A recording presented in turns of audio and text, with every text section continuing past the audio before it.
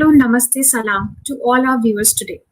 A warm welcome to all of you to the season 2 of WoMCast.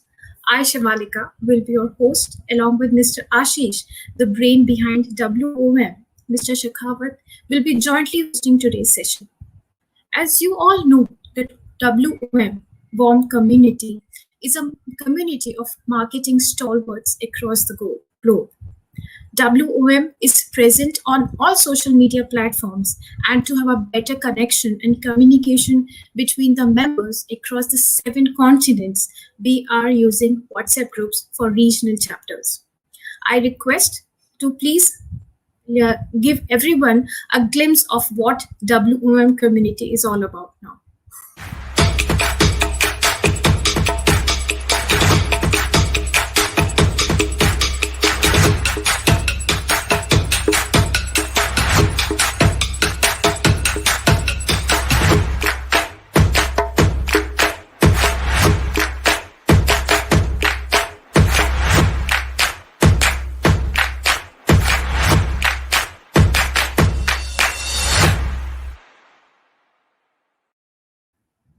Thank you. That was really amazing, wasn't it? Well, today we are live on FB and YouTube with our Power Pack panelists who are here with us with their unbeatable business strategies about the emerging marketing trends. I'm confident that these strategies will surely help us to face the challenging business environment. If you have any queries, please post them in the comment section below and we will cover them in our Q&A round. Let me introduce you to our panelist. Our first panelist is Dr. Islam Gouda, Head of Marketing based in UAE. Mr. Gouda has an honorary doctorate from the University of California in Strategic Management and is a graduate from the American University of Sharjah and Wollongong in Dubai in marketing. With a strong analytical mind of maneuvering businesses to newer heights, he is a specialist in leadership and communication development. Having a strong success track record, Dr. Gouda has ingeniously planned and executed a marketing mix for both consumers and enterprise segments. A business strategist by heart, mind, and soul, he has changed the game plan of business development, marketing, and product development purposes. Welcome, Dr. Gouda. Hello, welcome. Let me introduce you to our second panelist, Mr. Isaac, Chief Executive Officer, Bureau of Market and Social Research, Ghana. An alumnus of the University of Manchester, Mr. Isaac has undertaken many commercial research projects for organizations such as Scancom Ghana Limited, Samsung, Diageo, NutriFoods Ghana Limited, UBA, UNICEF, and many more. Among his many accolades and recognitions, he is a very energetic and calculative strategist who in 2015 developed a measurement framework for impact investing in Ghana for the GIMPA Center for Impact Investing. With a strong academic interest in his areas of specialization, he has taught strategy and research modules to upcoming marketing experts. Welcome, Mr. Isaac. Thank you. Before I invite our panelists for the day, let us hear what Mr. Ashish has to say about the first episode of our Season 2 WoMCast. Please, Mr. Ashish. Hello everyone, I am Ashish Singh and I welcome all of you to this webcast Season 2 behalf of our team. This webcast is the first in the year 2021 after doing, I guess, 21 episodes last year. So first of all, I would like to thank the team World of Marketing for their hard work and for making this webcast possible again. So this year, we intend to start a discussion on new technologies in marketing. As you know, we all believe that data is the power and AI is the future. So we'll talk more and more about the data, social media, and its confluence with CRM, and finally AI, and application of AI in the marketing. So from today onwards, we'll talk about the marketing automations and its various aspects in coming episode, maybe in the next week or the coming week. One thing I would like to say here, you may think that there are so many other topics to discuss on marketing. Then why did we select this particular subject to talk about? I mean, technologies in marketing. So there is a story about it. This drives me to start this series, and additionally, I wanted to learn more and more about it. And I'm also being a little selfish about it. See, uh, because out of the 10 people whom I interact on very often, they talk about the digital marketing. Still, very few know that the digital or social media does not do anything significant unless they get support from CRM and data. This I believe. And second reason is that 2 years back, I bought a AC air condition from a reputed brand in India, from their brand store. And since then, it's been 2 years. They haven't approached me for anything, despite they have launched their two new versions. Still, I'm yet to receive a call or SMS or any mail that Ashish, there is a new and upgraded AC is waiting for you in the brand store with the discount or a assured gift for being an existing customer. This means either company does not have the data in offline retail or does not have the proper CRM or mechanism to reach out to me. So this was the reason. So let's hand over this to host Shivalika and Shekhawat and the moderator to proceed. And if you have any questions, please write in the comment section, and we'll ask this to our guests. Yeah, Shivalika, okay, over to you. Thank you so much, Ashish, for this enlightenment. Let me invite Mr. Gora to enlighten us about how we can leverage our business with new emerging technologies in the marketing section. Please, Mr. Gora.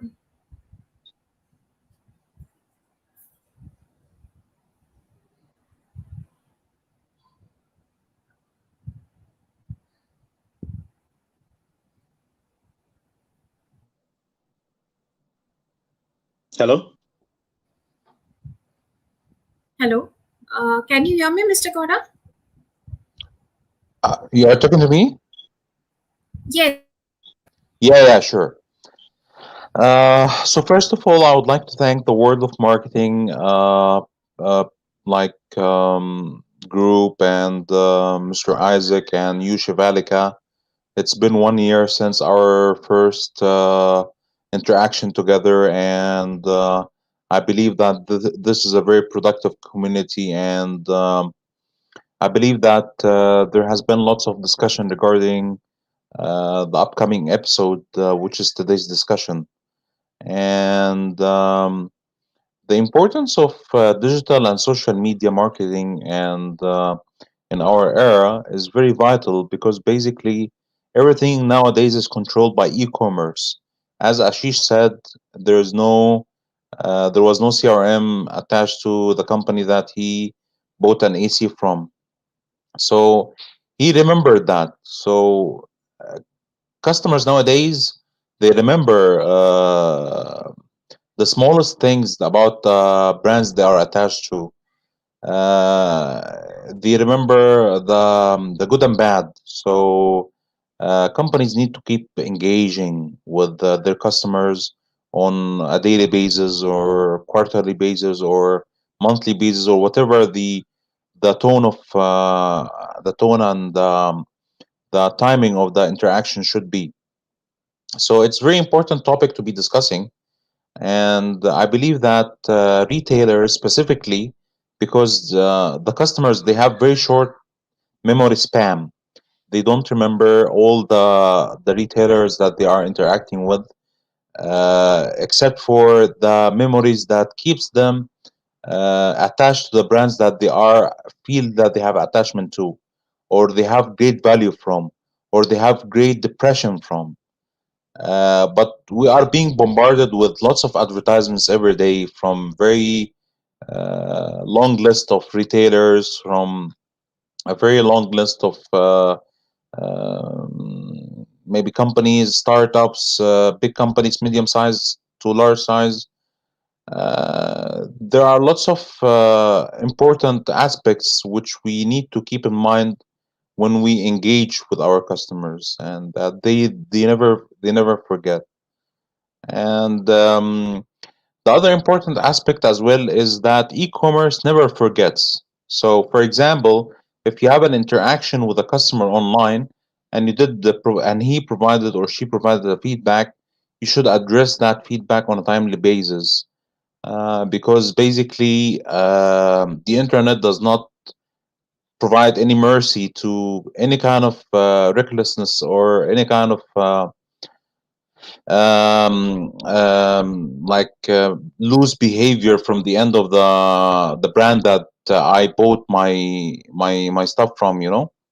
And nowadays we find applications coming up very rapidly, mobile applications that are for shopping for fruits, vegetables, food, everything. So there's an app for everything, as they say nowadays. So we need to keep in mind that we need to be innovative, we need to be engaging, and we need to be modern. So that's my intake and insight on this whole topic from the beginning. Well, thank you so much. It was really nice listening to you again. And Mr. Dr. Gouda, if you remember, last time also when you were there on the WoMCast, I was the one hosting your show. Yes, yes, Shivalika, yeah. Well, anyhow, let me request Mr. Isaac to educate us on what new tactics can be applied to our businesses to take them to a newer heights. Mr. Isaac, please. Thank you. Are you going to share slides, so that will go for later?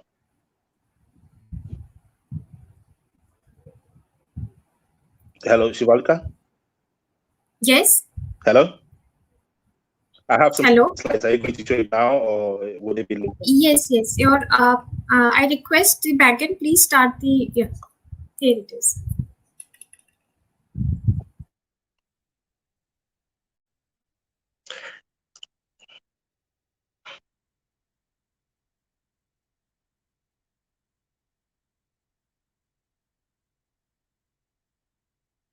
All right. So while it's loading up, let me thank you for the opportunity. It's a very good platform you have on there. As marketers, we need to collaborate a lot more. Marketing has become more about platforms, about technology, than the frameworks when I started out some 20 years ago, you know, and everything was brick and mortar, you know. So we live in very exciting times. These platforms, integration of platforms and stuff like that. You know, so today's marketer must go beyond knowing frameworks, strategy frameworks, tactical frameworks, you know, the old ones, to knowing how to utilize, deploy technologies for effective and efficient strategy. You know, so I want to concentrate on the retail environment and retail marketing. You know, how we can leverage emerging technologies for marketing within the retail space. If you can move on to the next slide.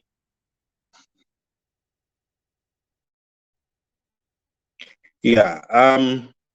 So as Ashish said earlier, and Dr. Gouda also mentioned, there are strategic imperatives, you know, the reasons and benefits why it's important for us to look at new technologies in marketing.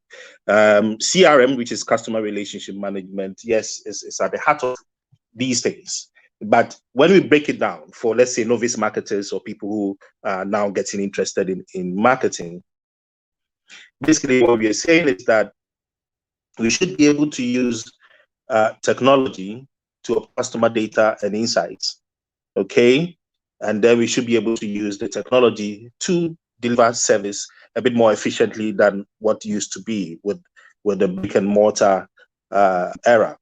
And then, of course, we should be looking at how technology can also engage customers. One of the issues that we face in different markets, of course, is that there's a proliferation of brands, and the consumer's attention span is not as it used to be.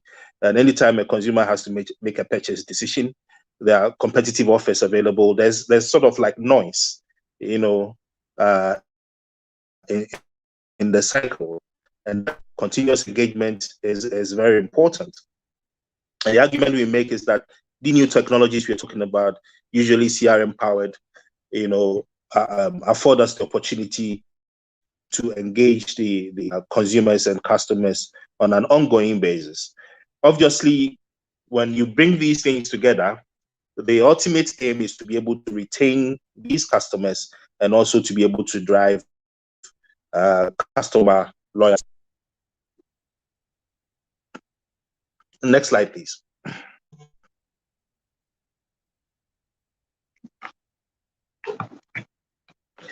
But obviously, sorry, just 1 second.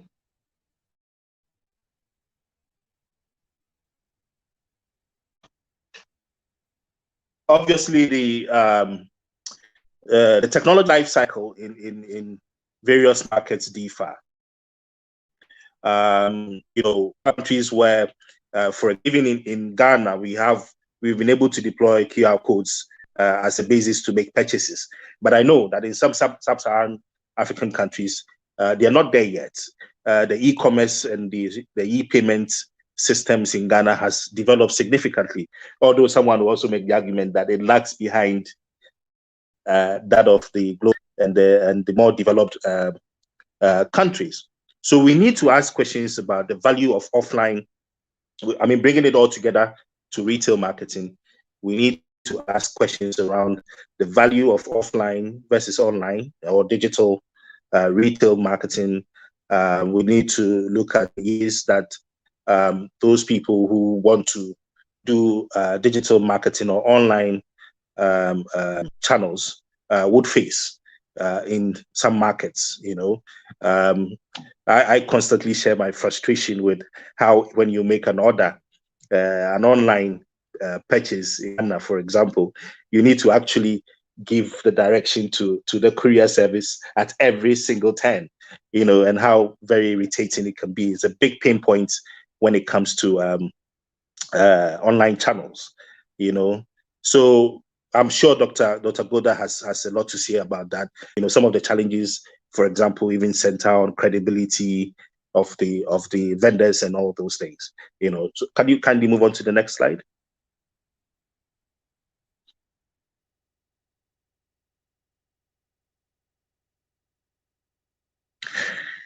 So I can see from profiling of some of the members on our platform that quite a number are coming from developing markets, and the point that I make here is that for developing markets there are certain things that we need to consider when we're adopting technology. It's at the center of strategy for our markets.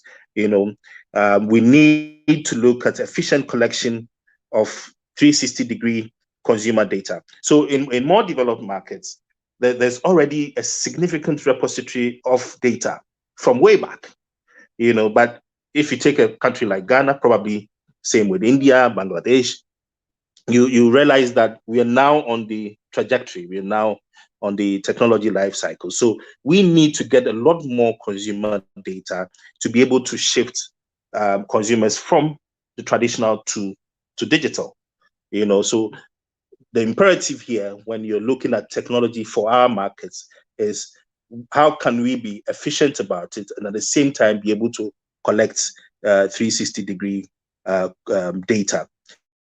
Also, of course, you need to look at the effective transition from the offline to digital. Once again, the consumers are still learning how to use some of these digital platforms. What's it called? Mobile penetration in West Africa, even in Central Western Asia is heading towards 100%. but you still have instances where people are not as prolific and as proficient yet with the range of digital tools and all that. So one of the things that we need to look at in terms of the assimilation and uptake of technology is that the smooth transition from one stage to the other. And then, of course, maybe for our markets, this is something that we can also discuss later in the session. Instead of looking at the full transition to digital and online solutions, and then some of these technologies, we need to also see whether the two have to run alongside each other, traditional offline versus the digital. Kindly move on. All right. So one of the propositions that I have, it's an idea I'm throwing around in my head, and it's something that we can all pick up later and discuss. Sometimes the challenge with adopting technology in a developing market is that we always want to lag behind the innovators, the people who have deployed these technologies in developed markets and all that, and then we have problems because we are lagging behind. Sometimes we need to look at leapfrogging, going on to a stage beyond what is currently available so that it fits our context.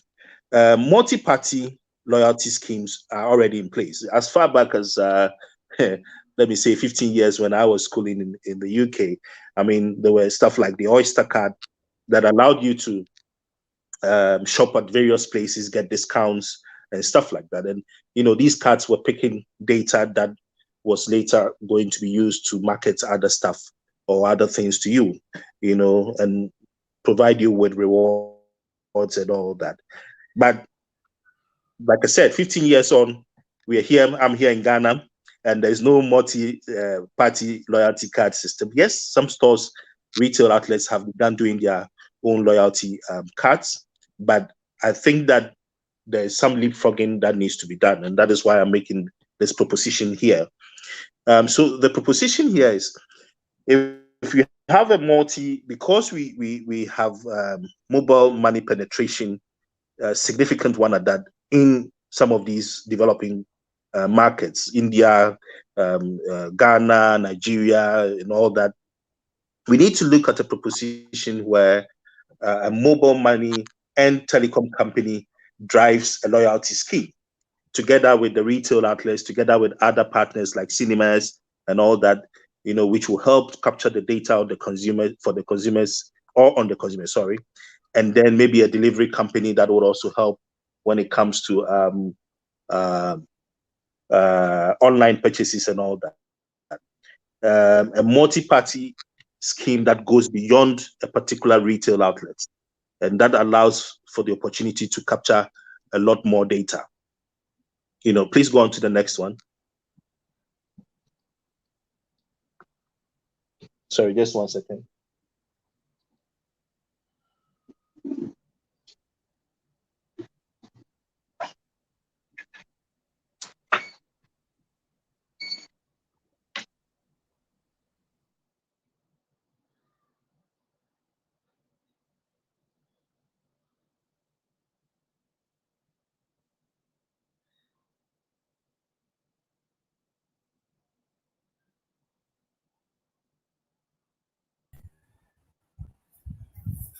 I hope Mr. Isaac, all is fine.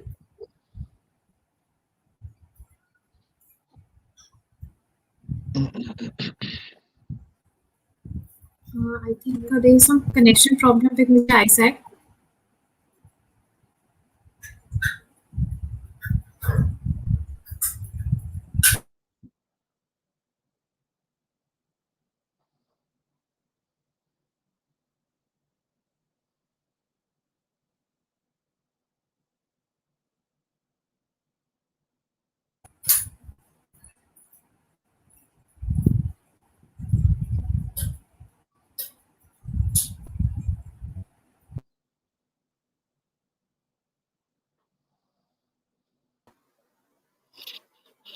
I guess there is some connection issue from Mr. Isaac.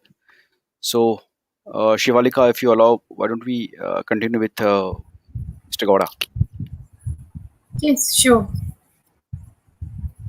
So, Mr. Dr. Gora, any viewpoints regarding what Mr. Isaac has been speaking about? Yes. Actually, there's to be honest with you, like I find it very difficult to digest the e-commerce platforms in some of the countries because he basically mentioned that there's it's a case by case scenario. It's different by country. So uh, yes, I agree with that. So but I find it difficult for penetration in countries that has low amount of trust in the e-commerce business. So, for example, if you are part of a developed country and you feel that your security is not very guaranteed when you use your credit card online, you would be hesitant to use your credit card and the information that you have online. If you are in other types of countries, you feel very comfortable using your credit card online or your information, personal information online. So there are different types of business models that can operate like the brick and mortar. They can operate very perfectly in company in countries that they have uh, problems facing facing problems trusting the e-commerce business. Uh, in one of the questions, I feel I'm following the questions as well here. Like Jay has mentioned, how we can collect data from offline stores. What is the tool? Answering that question is the referral program. Referral program is a very unique and a very simple way of collecting data uh, from stores, offline stores. Uh, Once you go to the place, you using word of mouth, you say that I'm coming on the behalf of this person, or you write down your name and you refer some person and you provide goodies and you provide discounts and you provide any perks and benefits to that person who's referring to another person. So that's the best tool. Other than that, there is no other tool that you can use offline. You have to go online in order for you to be able to use and utilize all the tools that you can. Because basically, nowadays, offline stores they don't enjoy the benefits of being online. As For example, if I would like to filter out all the customers that I have in a database, I would like to choose females. I would like to target females between the ages of 18 to 22, and I would like to choose the ones who like the color pink or the color red. Then I would choose. I would base my information. I would base my knowledge on something that they have provided me information about. So you have to go online in order for you to be using these tools, and you cannot use them offline unless if it's a referral program. There is also a question for Mr.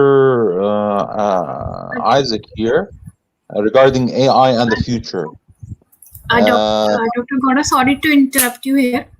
Can you just give me 1 minute to let Mr. Shekhawat also join us so that we can Yes, take sure, the discussion further and sure, then we sure, can continue with the question answers. sure. Mr. Shekhawat, please join us.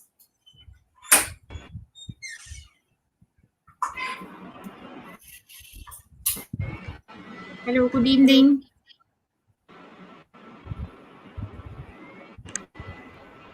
Mr. Hi, Shekhawat, good can you hear evening, us? Dr. Gouda and Miss Sivalika.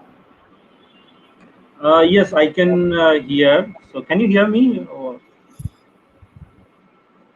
Yes, we can. Yes, We yes, we can can hear hear you. you. Mr. Sakhawat, welcome to this webcast season 2.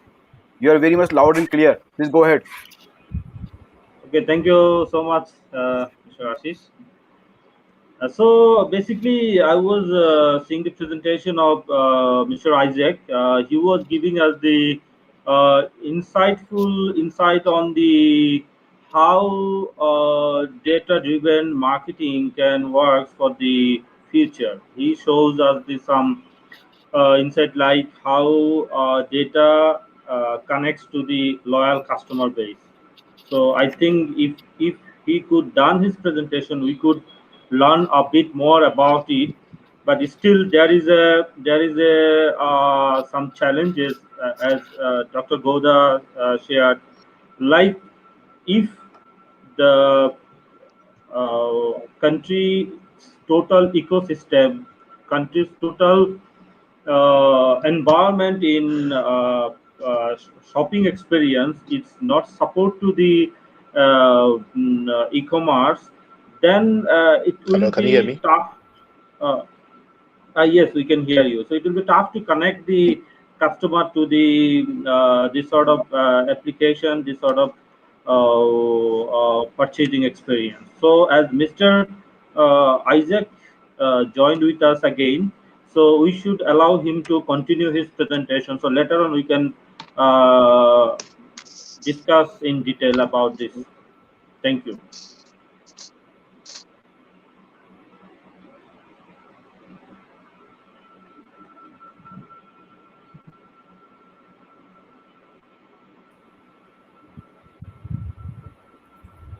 Mr. Isaac, you can start with your Hello. presentation from where you left. Hello. Yes, we can hear Can you you. acknowledge that you can hear me, please? Yes, yes, we can hear you.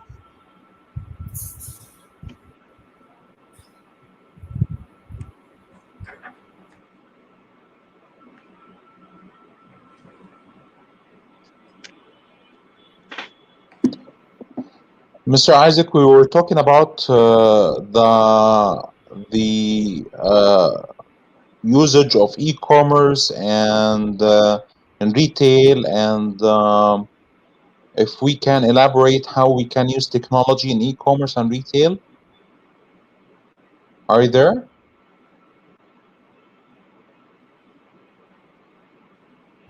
I think there is some problem with this connection there.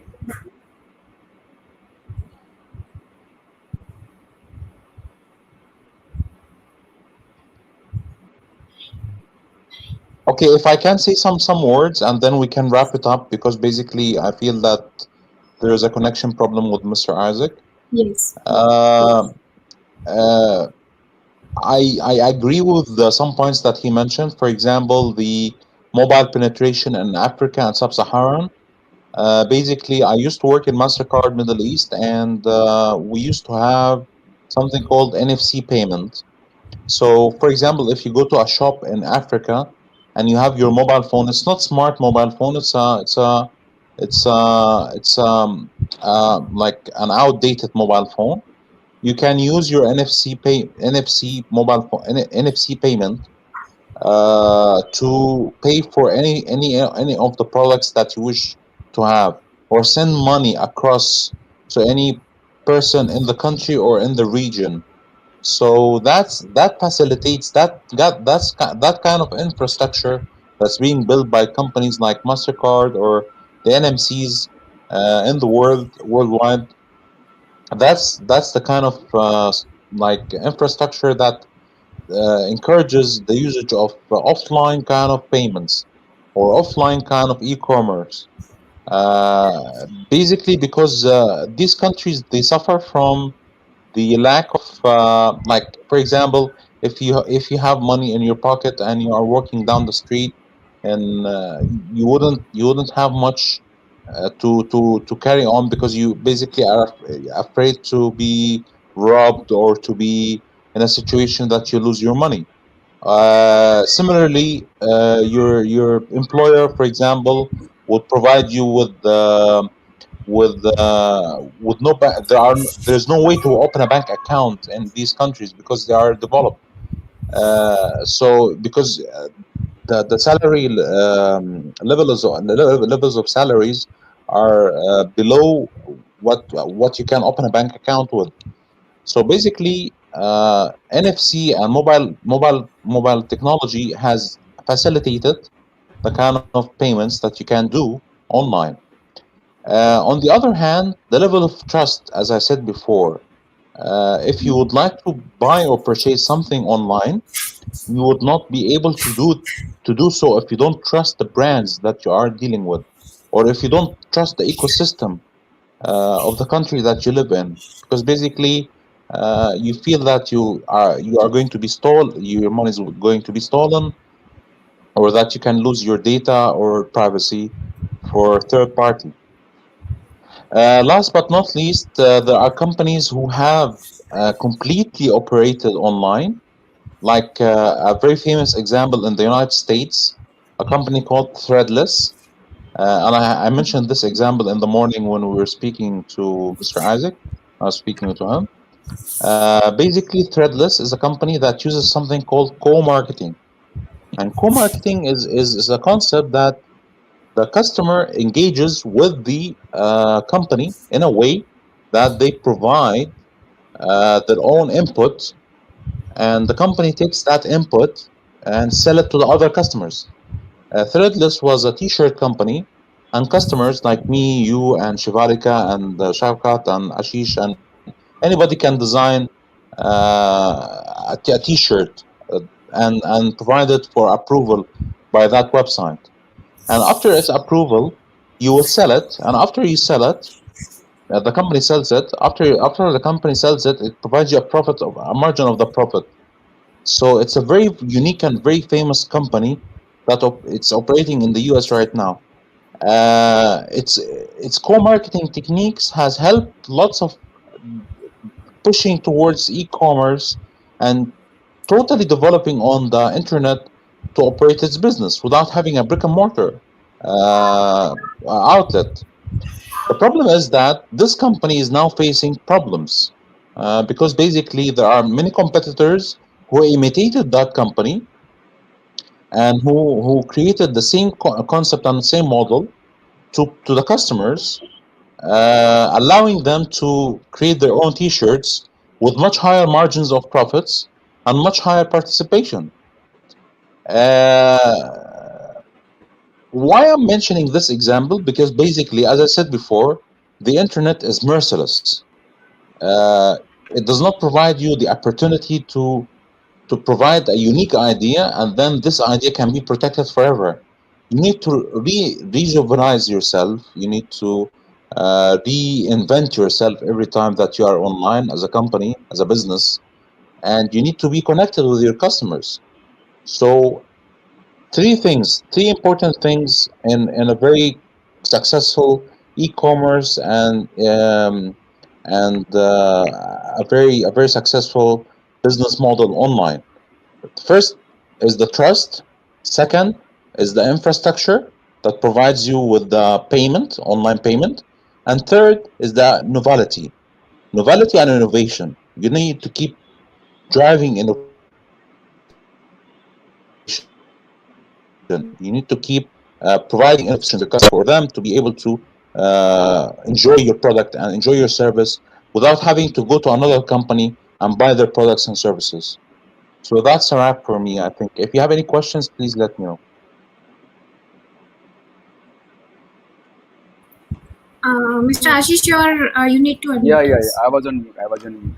So I was I guess Mr. Islam Gora was preparing. He was describing about the seamless customer experience because of this data and confluence of AI, right? Yes, but AI is a very fancy word, Ashish. Like, That's what I'm saying. In fact, Mr. Islam Gora, I would like to just interrupt you. A very interesting question someone has asked. Like you said, na ki AI is a very fancy word. So you said, yes, like I'm just reading a question from someone, Jay Hind. You said AI is the future. It is a very fancy word to the listen. The similar thing. He just said it is very fancy word to listen, but how would we implement it? I have some shops and database of few thousand customers. How to implement in AI? like you were saying, the AI is a I fancy, was very I was fancy not word. saying Mr. Isaac. He was saying AI is the fancy is a big word, but in my opinion, I don't think that AI uh, is really important in CRM, because basically his question is in CRM. It's a really very fancy word to use, and people like to use big words like big data and AI, Big data. and to impress the customers and to impress the audience. But basically, Exactly. AI is data mining, and data mining, you cannot mine data without having data. So, for example, Jay, he's the same person who's saying how you can collect information from offline stores. He has the same question. So it means that he has a brick and mortar shop. So, for Yes. example, if you have a brick and mortar shop, how you can collect data? Of course, the traditional way is to write your name, to write your mobile phone number, to write your website or email address or whatever, and then you can expect the customer to call you back. But at the end of the day, here's Mr. Isaac. He's back here. No, you continue. You complete your point. Yeah, so basically, you cannot have data mining without data. It's a very fancy, it's a very big word to use, AI, and these are being used by big corporations to impress the audience and to provide some more of a puffery to their products and services. But it's about data mining, in short. AI is data mining. But Dr. Gora, here I want to tell you one thing. You said like big companies, they are working on a data mining. They are providing their Yes, AI yes. experience to customer, but they are Yes, doing it on their online business. They are not doing yet on their offline business. I have yes, yes. experienced it. 2 years back, I have bought a AC. And in fact, they are yet to reach me for their new version. It means they do not have their record. They do not have the record of Ashish Singh living in Pune having the same old model of AC. But let me ask you this question, Ashish. Why do you remember this example specifically? What kind of connotation or what kind of connection do you feel that the AC is working fine with you, or do you feel that it's not working fine? Is it a positive experience or bad experience that you had to have with that company? It is not a bad experience as well, because I was expecting that company should contact me for their latest version, because I'm already using their old version, their old model. So ideally, they should. I'm the perfect customer for their latest model. They should have called me. They should have Yeah, give but the why do you offer. remember this company specifically? Like, I feel that you have a very good connection with it. Basically, this is a what he is saying. This is the customer experience. So if he That's using our some, experience, yes. yes, So, so he's so using the some brand who have the. I mean, there is some loyalty. Mr. Ashish, yes, he already brought some loyalty in his Exactly. mind. So he is Exactly. expecting that company should have the data as we are talking about the data. So by using that data, company should come up with should inform to him that we have which a more upgraded version of the air condition. This is what we call it customer lifetime value management. So yes, once which comes back to my Exactly. first point, which comes back to my first point. Basically, customers, they don't forget, and they don't ever they feel part of the brand when they use it. They feel part of the company. They feel important because they invested in that company. So if I'm in the shoes of the company, I would have contacted you for sure, for at least send an SMS and tell you that there's a new version for the AC. this is And what data here I can want to help to say, the company, help to treat the marketer. treat your treat your customer as your spouse. Don't you treat your customer as your girlfriend. Someone has said me last year. Okay, Yeah, so Mr. welcome Isaac, back, you Mr. are welcome Isaac. back. So It's funny that we are talking about technology and I'm having all these technology problems. Yeah, It I'm a goes to funny show one. you that, yeah, it goes to show you that the transition must be done very slowly because for some of the markets, the infrastructure to support even the technology is a problem. I mean, the lights going off, the broadband not working properly. Anyway, can you just show one slide? I'm going to just summarize just one slide, and then that will be it. But it Take will your go to time, Mr. Isaac. the Take your time because your presentation was very interesting, and I was going through that. So take your time and explain the people who is viewing our this show. They expect you to explain the okay, entire thing in a brief. Yeah. okay, all right. Okay, so this is the main slide. This is the main meat in the presentation. Okay, so we have a market where we have the QR codes. QR codes is when, like, let's say a company will put a barcode, something on your products or on anything, and then when you scan, you get to see content. I'm sure in most of the markets represented here, people know what QR codes are. Then we have mobile money technologies, we have e-payment platforms, etc., etc. Now, so this is my proposition. Coming back to the issue of collecting data and then building on that to deliver customer engagement and customer excitement. I mean, what Mr. Ashish just talked about. So we can have a situation that for a particular retail outlet, when you are about to enter the shop, your journey is you enter the shop, you walk the aisle, you shop, and then you exit. Okay, that is the normal route or normal journey in a supermarket or in a big shop, hypermarket, call it whatever. Now, if we have technology evolved to the point where even in India, Bangladesh, Ghana, Nigeria, before you enter the shop, you have your QR code at the back of your phone. You swipe at the entrance of the outlets, and the shop recognizes that you have entered and activates a loyalty card for you on entry. Then you get into the shop. While you're walking through the shop, you pick up products and then you drop them. You pick up products, you drop them. You do, even when you're going to shop, you're going to buy some stuff. You pick up some and leave them behind. You window shop a little bit. What currently exists is that the shops are not able to capture data regarding things that for example, you picked up and dropped because of price, because you didn't understand the product, because you're afraid that the product will not deliver, etc., etc. Okay, so what if we have QR codes on the shelves for each of the products? You will be able to scan the QR codes on the shelf.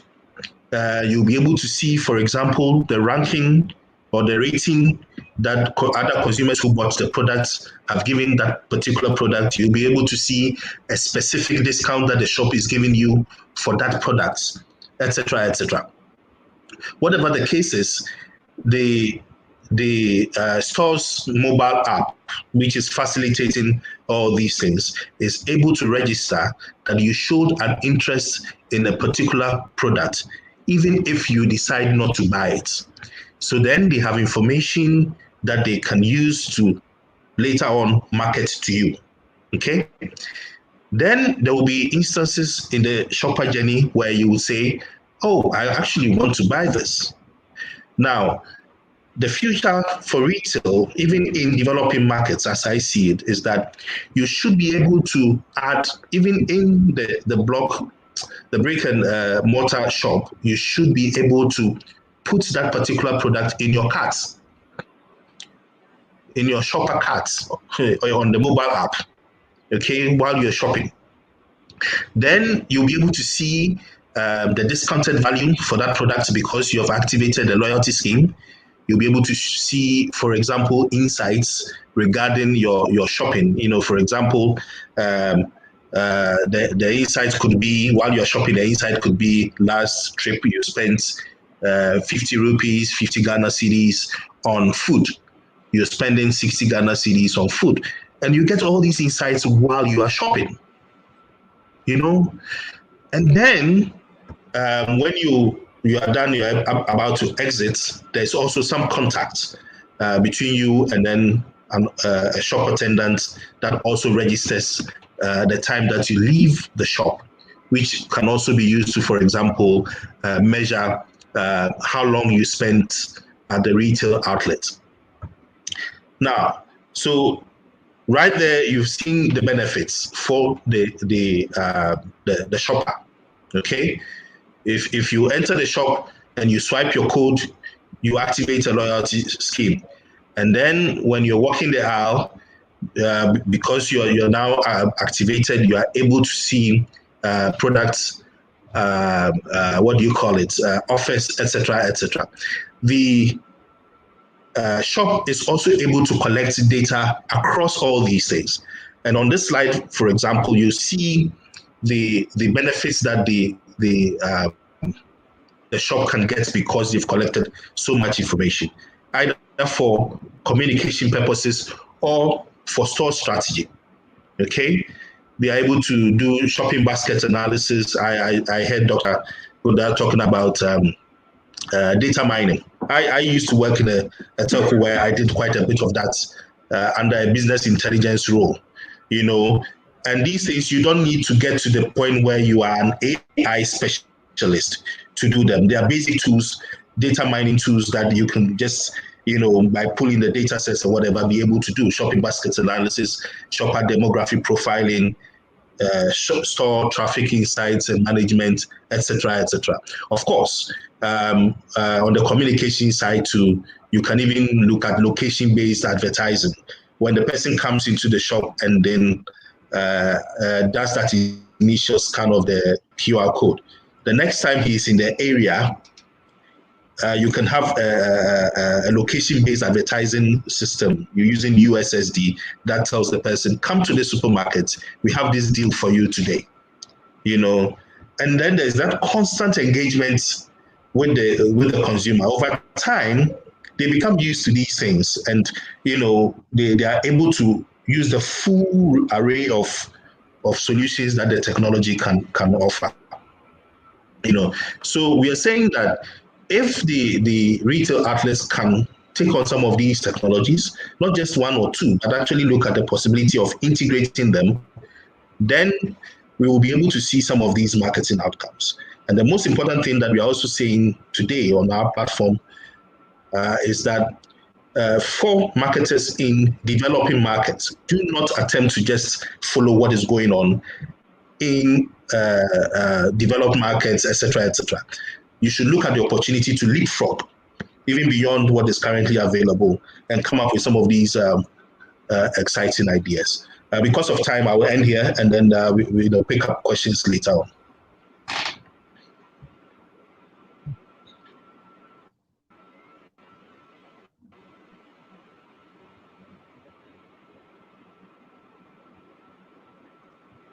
Okay, thank you, Mr. Isaac, for your presentation. So, if can you hear me? Yes, I can hear you. I'm audible. Okay. So, thank you so much. It's a nice concept. So, if the ecosystem of that outlet or that shop support, I think this is an excellent idea. And Yes. so if I tell in a brief, your idea is about we need to create the firstly we need to create the awareness for the particular brand through the social media or SMS or USD. The product that we want to sell, we need to communicate that message to our target audience, our TG, so Yes. that they will register in the that link or application, so that automatically QR code will be generated. By utilizing that QR code to the shop, they can purchase that particular product. So there is a two type of Yes. benefit for the marketer or the shop. That is, one is they will get the customer profile, customer data, and also they can increase their sales volume. I mean, apart from that particular product, that also they can recommend some other product in their product basket when they check out their check out their cart. So Yeah. this is a kind of thing. I think the company or the marketer that should look into it, how they can integrate this thing between the shop and their technological capacity, they should increase, because there should be a particular application to generate the QR code. So that QR code will contain the information of the customer, their age, income, purchasing habit, and some other relevant information which we as a marketer look for. So this is the, I think, very insightful presentation from Mr. Isaac. So I want to take some question. One is Mr.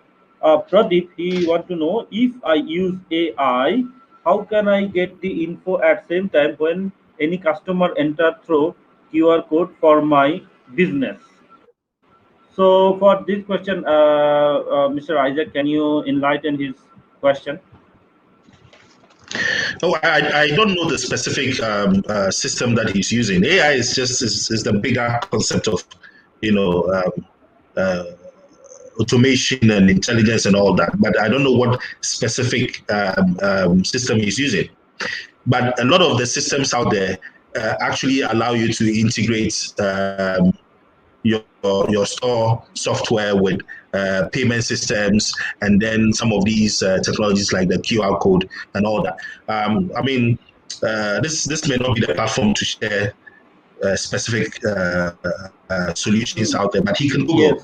and he will see that there are either off the shelf software or packages, or there are vendors who would actually do a package specifically for his company or his shop. But you see, he's making a very important point, and I saw someone also send an important question earlier. The challenge for some markets is that we have the standalone technologies that can activate a lot of these things for us. However, the human resource for any company, and this, I need to share a personal example. I worked as a business intelligence manager for a telco before I started my company. And I realized that, although I understood software and analysis and whatever for customer loyalty, was it customer value management and all that, there were other people in the marketing department, etc., who did not have that expertise. So for some developing markets, the challenge that we have, and that is the reason why earlier on I said that the transition has to be slow. We need to even build the capacity of marketers, in terms of understanding not the technical aspect, but the bigger ideas behind AI, behind CRM, behind CVM, and all those things, But Mr. Pradeep only needs to reach out to a vendor, an IT vendor, tell the vendor about some of these ideas we have shared on here, and the vendor can just incorporate it in an existing system or come out with a bespoke system for him. Yes, I also want to add for the Mr. Pradeep. Mr. Pradeep, basically, when you are using the AI for your organization, basically AI is based. I mean, it's AI is demonstrated by the machine. So machine only know the data. So based on the data, they will work. So when you are communicating to your target customer, target audience, you already have the data of those customers. You are not supposed to communicate to customer to acquire that information. You only want to acquire the information about those customers who you don't have the data in your storage.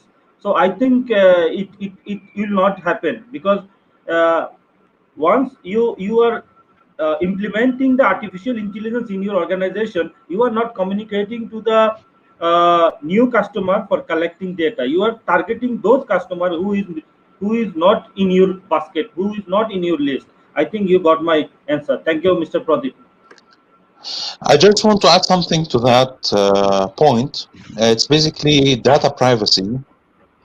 It's a very important and valid point when using AI and data mining and any kind of intelligence when you are sending to your customers.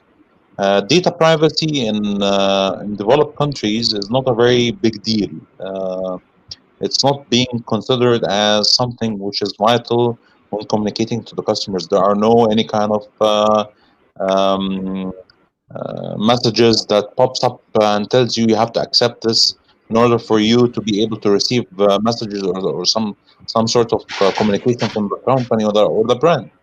Unlike other countries, where, like for example, in Europe, data privacy is very important and is very vital.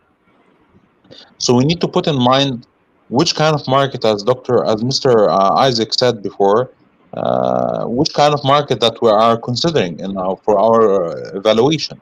Is it a developed country, underdeveloped country, and data privacy is a very important thing when considering. And I think in the future, African countries and sub-Saharan will be considering data privacy because they will be dealing and doing business with European countries as well as the United States as in Canada. So they need to do data privacy checks and data privacy uh, implementation before any kind of communication happens. Yeah, and I want to add a little bit to that. In fact, it's because of the data privacy issues. That is why um, uh, it's important that some of these things ride on the back of things like a loyalty scheme, because most people would not want to give their data to you unless you said that, oh, in place of giving you this reward and whatever, we are going to take your data, and then they agree. If you don't do that and you just go ahead to collect the data as Dr. Gouda is saying, then you're breaching. Even in developing markets, Ghana just had a data protection commission set up. It's been a couple of years actually, and they're going in hard on data privacy issues. But especially for a store, a retail outlet, the loyalty schemes and whatever allow you to actually get the consumers to agree to share the data. You have to make it upfront, though. They need to give you the consent before you proceed.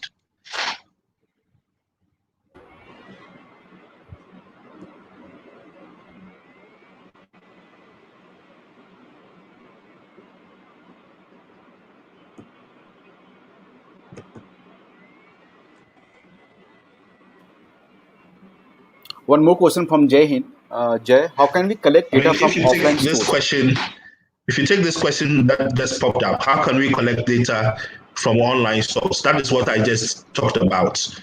That the QR codes really allow the easy collection of data. You know, so we've already talked about this. I don't know whether he missed out on it, but we've already talked about how QR codes, for example, can be used to collect a lot of offline data. Okay, Dr. Gora, you want to answer this question? Yes, as for the QR code, it's kind of like it's a very advanced like for example, if it's an offline store, he means completely offline. Like he means there is no any kind of communication or any kind of smartphones or any kind of underdeveloped phones. But what I said that previously before Mr. Isaac was and when Mr. Isaac was not present is that you can use referral. You can use the old days books. Like you can write the name of the person and the phone number and then you can get perks if you write other names of your friends, of your family, of your colleagues, collecting data through the old style, because basically not all countries they have mobile phones. Some parts of the United States even they don't have mobile phones. They don't use mobile phones or cell phones. So basically, the old style or the old way of collecting data is sometimes most it will be most effective and most efficient in using and utilizing data and getting information. And adding to this, what kind of information we should seek from a customer? Suppose I am a shopkeeper, or suppose I am a heading of a company, or suppose I am a marketing in charge for a company. What kind of data I should ask for the from the people? Any It depends. light on It this? depends. It depends on which part of the which country you are in. For example, if you are using QR codes, and if you are using technology, then you should be asking for emails, you should be asking for phone numbers, you should be asking for names, genders, you should be asking for income. The more sophisticated the context is, the more the questions are. If it's less sophisticated context of a country, then you should be asking for the name or the neighborhood or the house or the place where he lives or she lives. So that's one of the most important things that you should be asking for. Okay, and I also guess it depends on the company, it depends on the product, which product you are trying to sell to your customer. Yes. Okay, we have one more question from Mr. Mahesh Sakhare. It is any possibility to create a single platform to multiple retail outlet in digital marketing?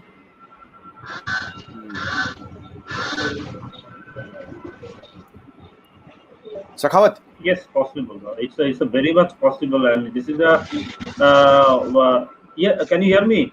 yeah, we are getting you. Okay, so Go ahead, go ahead. just when I see this Today we are question, I'm very facing the excited data about. issue. Yes, when I see this question, I'm very excited. I'm very ex- yes, I'm very excited about to see this question. Like before, I said that Mr. Isaac was presenting about a store how can collect the data. But if it is the multiple store in one platform, I think there is a one startup idea. Like I create the one platform and register the multiple outlet in my platform and collect the data on behalf of them, and also close their sale and connecting to all outlet. I think this is another innovation and another business idea, because all shop does not contains all the products that I require as a customer. So I need the different products. It can be the IT product, it can be the consumer goods, it can be the medicine. So all shop, if I like, for each category one shop. So for the medicine, one outlet. For the consumer goods, or one shop. Like this, all category covered in the one platform. So it can be the good option to create to single platform for multiple stores. What we need is one is we need one website and one apps for Android phone and iOS phone, so that once I install the application on my mobile, so I can access shop by shop, product by product. And if I do not have the mid-range phone, I have the feature phone. Feature phone means just with the minimum feature, like Yeah, extended version is there, only you can use the browser. So by browser also you can browse that site, you can add the product in the cart, and by providing your information, and then the checkout you can do, but you need to collect the product from that shop or arrange the delivery. There is a two model can be. One is shop can arrange the delivery, and another one is that single platform as a responsibility, they can deliver the product with the service charge. And the third option also can be considered. Customers can go, and that Mr. Isaac said that QR concept is very effective. That show the QR code in their scanner and collect the product. So like this, it can possible. But most important is we need to think about the total value chain. If if in the value chain, retail, that shop and that platform and that customer are not synchronized properly, there is a possibility of mess. I mean, it will not be successful. Sakhawat, here you need to understand this thing. Mr. There Rashid. should be a proper infrastructure to compile all the data. Suppose you have 100 or maybe 50 plus stores in a particular market, then you need to have that kind of a infrastructure to collect all the data and keep on adding people on this data, and then you have to work on Yes, I said the ecosystem. Mhm. okay. It's like Uber Eats or Talabat, if you know, This is, I said, if you heard about them. total ecosystem. Mm. Uber Eats, Uber, the Exactly. transportation company. They have something called Uber Eats. They have many restaurants in the same platform, and you can use all the options to buy from a restaurant and not from the other. But the problem about this model, in my opinion, that it devalues the brand.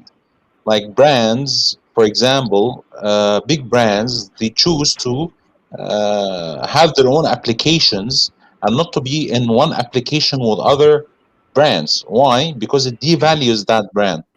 It devalues it because you filter the brand based on price or based on quality or based on the preference that you would like to have or that you would like to see. So you are gathered and you are being picked and chosen between different customers based on the preferences, and you will not find, for example, big brands like Gucci or like uh, Dolce and Gabbana or something like that in an application that provides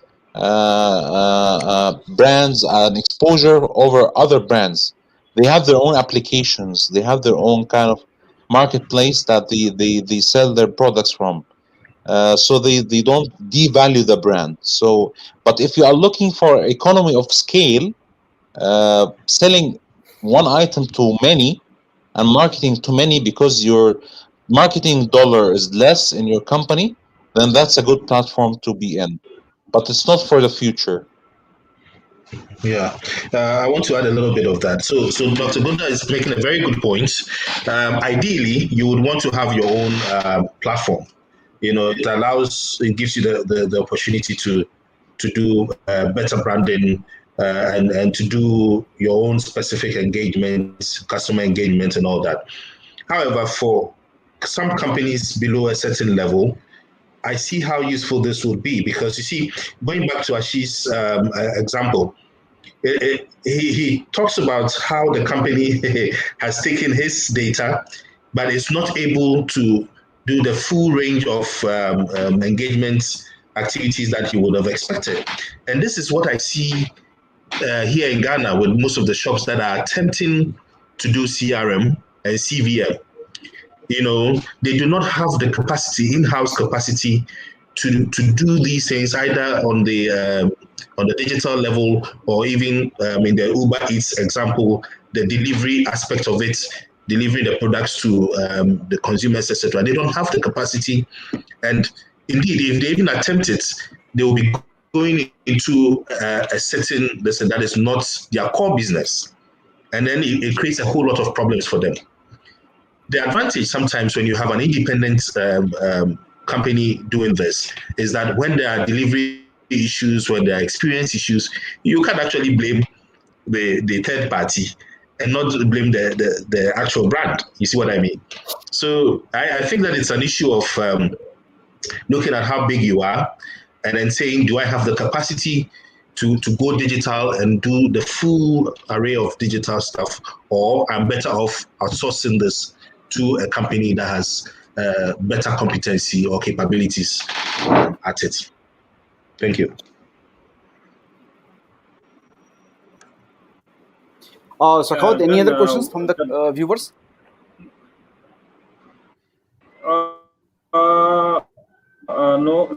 no other question yet. So another point that I want to share relating to the Please, opinion of please. Mr. Goda and Mr. Isaac, that country also matter. If the country is a developing country, the people are not. I mean, the percentage of the people are not tech savvy or not. They are well aware of using the individual brands digital outlet, so that the one platform that Mr. Goda said, the marketing costs are less if people are going to the single platform. So So if I see the one example, even in Bangladesh, that Food Funda, the Food Funda is doing good in Bangladesh, and they are communicating through the TV commercial, digital media. I mean, all these channels they are using. So what is the benefit? I mean, the some established brand are selling through that platform, and also some startup and the small and medium enterprise also get into it. So they are getting the opportunity to using that platform. So they are also growing up. The brand today we are seeing in the as a established brand, their story in the beginning was not like today. So they started with the small progress, and now today they are the giant brand. So I think the single platform also creates the opportunity that entire country's business improvement also, and the new and the medium enterprise and the small enterprise have the opportunity to grow up using this kind of opportunity. I think it's an opportunity in the developing country. So that is what I want to give my thought on this. Okay. Uh, to adding this, I would like to add Parichay, because we were discussing about omni-channel experience yesterday. Because what I believe, we have crossed the age of multi-channel marketing. Now we have come to omni-channel marketing. So, Parichay, I'm adding you on the screen. Give some light on omni-channel experience.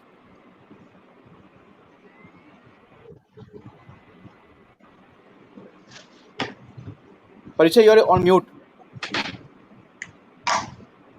I'm extremely sorry about that. Am I audible now? Yeah, you're audible now. Yeah, just to sum up the things that we were talking about and discussing about omni-channel, about loyalty program collecting the data. So, couple of things that I need to. When people talk about AI, that is artificial intelligence, when it includes machine learning.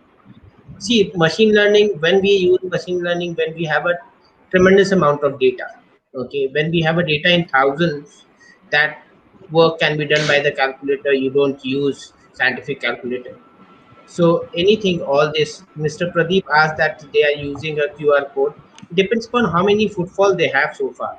If their data are in thousands or even 100,000s, you don't use machine learning, because to calculate, when you talk about the machine learning, then you look for the huge number of data which cannot be done by manually easily. Coming that, and second thing is, when we talk about the offline store who is just trying to come online, and where they are trying to collecting the data, it's all depends what their outcome they are looking at. Am I correct? Because n number of consumer can come in their footfall, and they might be of different kind of stores, but it's all depends what their goal is, what they are looking into the quarter that they need to achieve, just a buying pattern, or just to increase the sales, or just to increase the branding. Now then it comes to that, when we are talking about, like as Mr. Gouda said about the Uber Eat. Yeah, Uber Eat just is an aggregator platform where they can merge a lot of restaurants so that people can buy foods. So they have a multiple option to choose from where they can buy. Okay. So when it comes to like particular restaurant is not associated with only Uber Eats. He must be doing their own social media platform. He must be using offline methods. So nowadays people are more concentrating on omni channel, where something that there should be a one centric channel where they can put a one message, and it should be spread across the different social media platforms. So nowadays I have see recently I've been working with an application called Meltwater. So what they do is basically they do a market listening, like based on that how the people are behaving on particular product or particular brand. See, currently you cannot focus on, like suppose that if I have a retail shop, I have a multiple brands in my retail. How would I concentrate that which product should I keep it? Should I just buy, follow my customer football behavior, or should I look up globally, so that there might be other user looking for the brand but they haven't come to our store because we don't have those products. So then the omni channel comes up, where that you put one marketing aspects and then spread across the every different platform. So that was a small Yes, take on it. Yeah, why don't we have Mr. Gouda and Mr. Isaac? So their See, views on this basically, omni-channel I was yeah, I communication. have a small question from both of you, Mr. Goda and Mr. Isaac. So when it comes to omni-channel, And and so and what do and your take Parichay is? and Parichay and Parichay here I want to mention one thing. Mr. Ketan Dave, he asked, my question is same as Mr. Mahesh. Can we a single platform be created for multiple retail stores? Okay, so I know this Mr. Ketan Dave. He is heading LG operations, brand store operations for Pan India. So, so this is the reason. Sorry, I explained this thing. So yeah, so LG is having more than 1,000 stores across India, more than 1,000 stores, brand stores. This is the reason Ketan Deva is asking that can we have a single platform for multiple retail stores? Mr. Gowda, this is a question for you. Yes, of course. The technology is now very tremendous, and it's like it opens doors for the world to be online and to be in one place.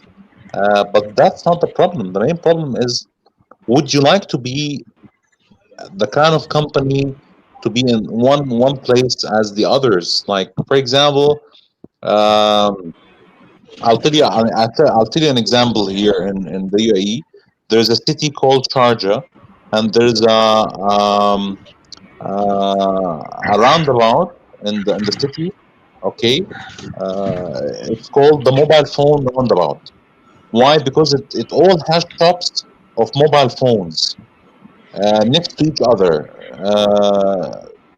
If you go to one mobile phone shop, you'll find the same product is being sold here, the same product is being sold here, and it goes around, around, around, around. Okay, so the thing is, would you like to be part of that? Would you like to be part of that website or that application? Would you like to be part of that place? You just one of the options that will be chosen to be for your product or service to be taken. Correct, correct. It's yes, you can do with technology. You can do whatever you want to do, but the question is, would you like to do it? That's the key question. Yeah. Yes, Let me as add a per little as bit per to that. Oh, sorry. Go on. Sorry. Go on.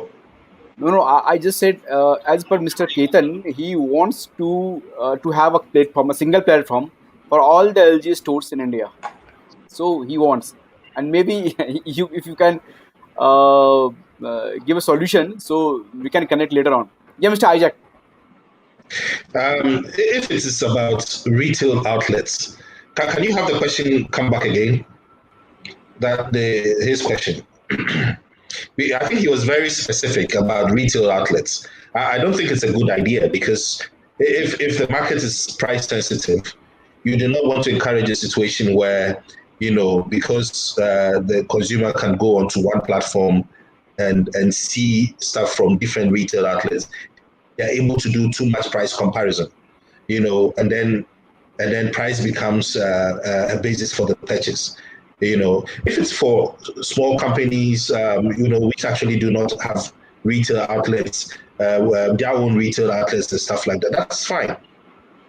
But doing it for multiple retail outlets, where within each outlet they sell different stuff, I think that will lead to price comparisons that will affect some of them, and it will not be good strategy at all. Cool. We have one more question from Mrinal Sinha.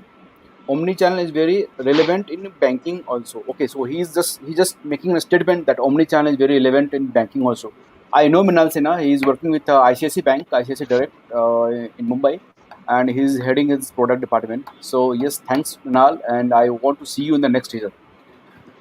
Uh, okay, so Shakhawat and Shivalika. Uh, Yes, I think we had the very good discussion today and very insightful session.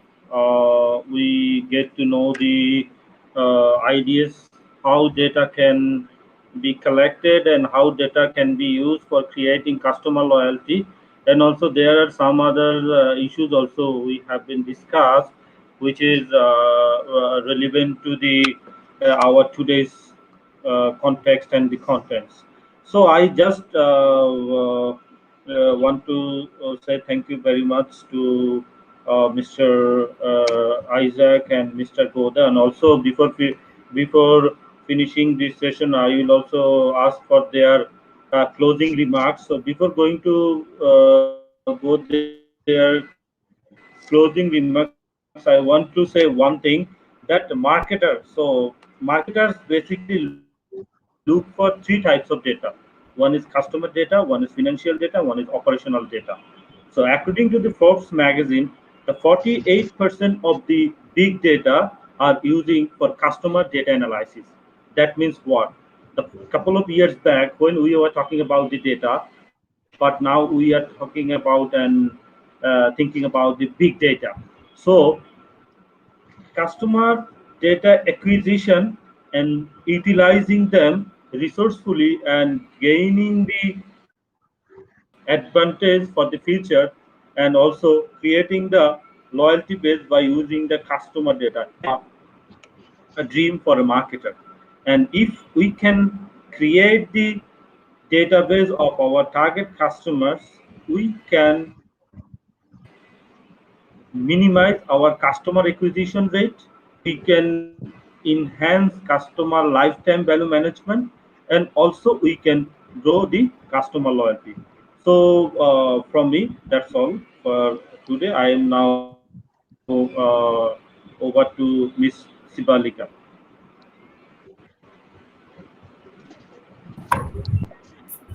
Thank you so much for putting your insights in front of all of us, and we gained so much of knowledge, regarding the new trends in the marketing that we are facing, and also I just wanted to thank you because yes, right now that this is all uncertain times, and this is actually a break from all of that, and through these type of WoMCast, we are able to take our mind off from what is happening outside the world, and can focus on something that makes us more valuable, more knowledgeable, and we can grow ourselves professionally and personally.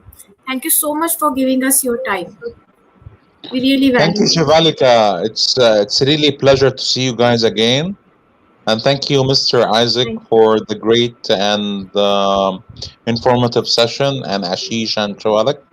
Thank you very much for the time, and I really appreciate being amongst you guys. thank you so much. Thank you very Yeah, much to thanks, Mr. Islam Gora and Isaac. yes. Yeah, Thank you continue. very much. It was a great session. I really enjoyed it. Thank you. Thank you so much. And I want to make one point. Today we have just paved the plot to deliver a series of this data series. So we had just a discussion, but in the next coming session, we will be sharing a blueprint, an action plan for a company that does not have the mechanism to use data and CRM. Because today we have got so many questions from the entrepreneur, from the professionals, from the retail professionals, that how they will use how they can create that infrastructure to use all the data and then make a AI based system. So my target is to provide them a way to use AI in their operations, such as retail operations. And I'm sure, and write it somewhere, that we have already crossed the age of multi-channel marketing, as I already said. And now it's beyond that. Now we have to think, like Parichai said, now we have to think omni-channel, and to provide a seamless customer experience. When I said seamless, then it's a seamless customer experience.